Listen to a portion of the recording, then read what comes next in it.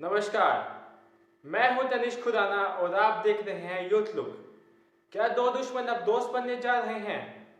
क्या भारत पाकिस्तान के संबंधों पर जमी बर्फ अब पिघलने लगी है?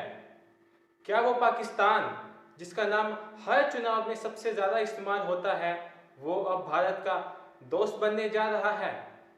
जानने के लिए इस रिपोर्ट में बताई गई एक एक बात को बड़े गौर से सुनिएगा।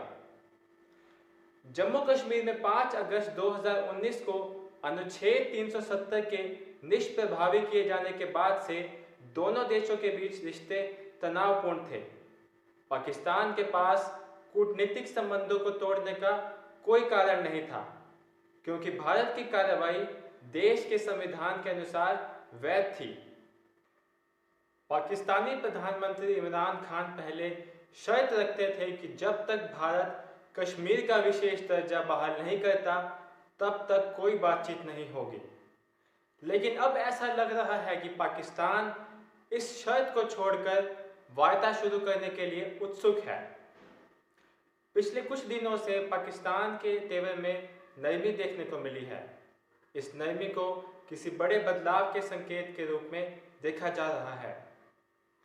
पिछले महीने भारत और पाकिस्तान के सैन्य प्रमुखों ने 2003 के संघर्ष विराम समझौते की बहाली की घोषणा कर सबको चौंका दिया था।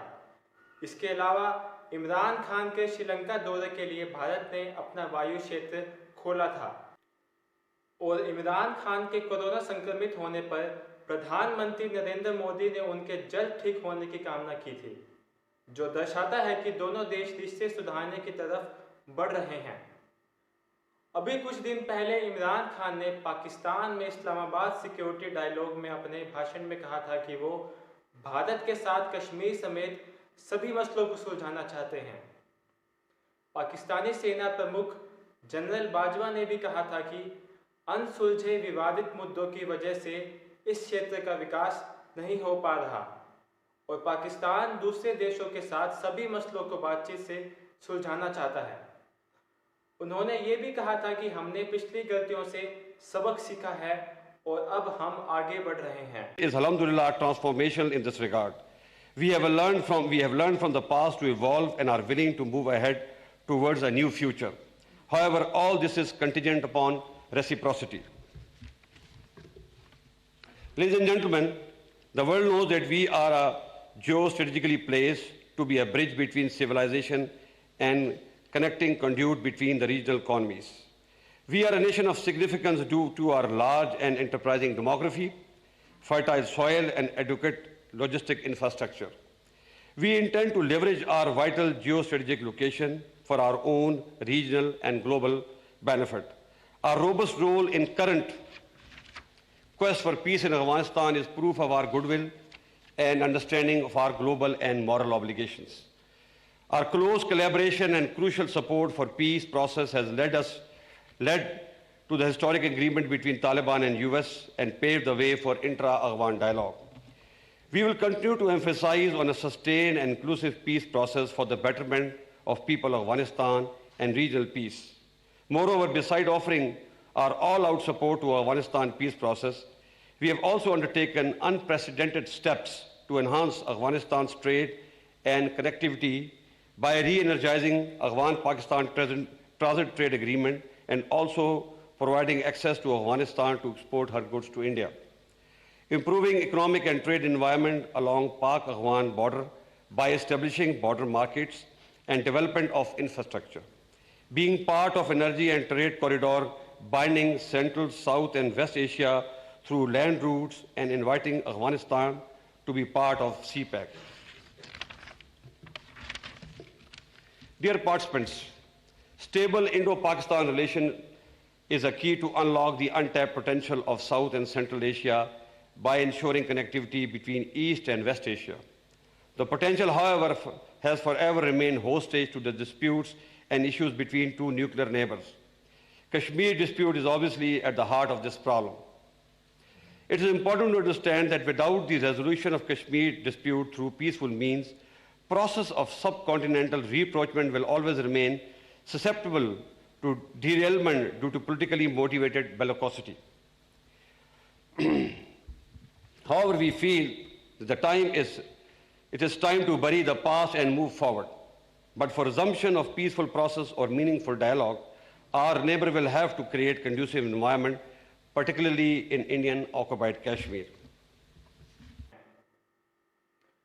पाकिस्तान के प्रधानमंत्री इमरान खान और सेना प्रमुख कमर जावेद बाजवा के बाद अब पाक उच्चायोग के वरिष्ठ राजनयिक आफ्ताब हसन खान ने भारत से रिश्ते सुधारने की इच्छा दर्शाई है।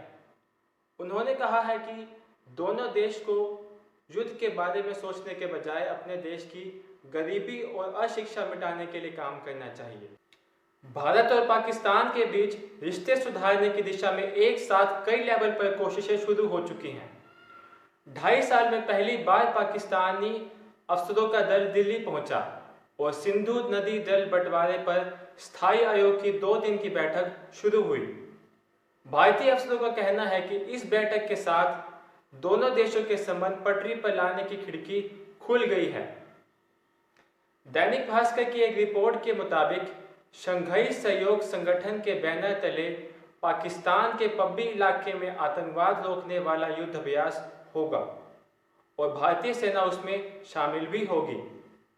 हालांकि इसकी अभी सरकारी तौर पर घोषणा नहीं हुई है। भारत पाकिस्तान के विभाजन के बाद इतिहास में पहली बार भारतीय सेना पाकिस्तान में किसी अभ्यास में शामिल होगी। खबर यह भी है कि भारत और पाकिस्तान इस साल 3 मैच की T20 सीरीज खेल सकते हैं।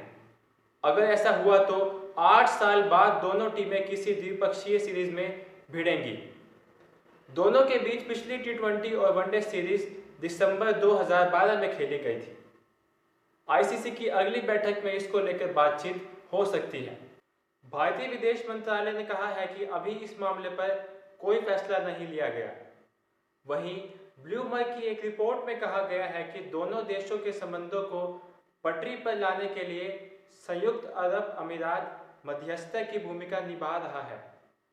दोनों देशों के बीच कारोबार पहले की तरह शुरू हो सकता है। बता दें कि फरवरी माह में विदेश मंत्री एस जयशंकर यूएई की यात्रा पर गए थे। माना जा रहा है कि उस दौरान पाकिस्तान से रिश्ते सुधारने पर भी बातचीत हुई थी। आप इस मुद्दे पर क्या विचार रखते हैं, हमें कमेंट बॉक्स में बताएं। आज के लिए इतना ही। अपना ख्याल रखिए और देखते रहिए यूथ लुक।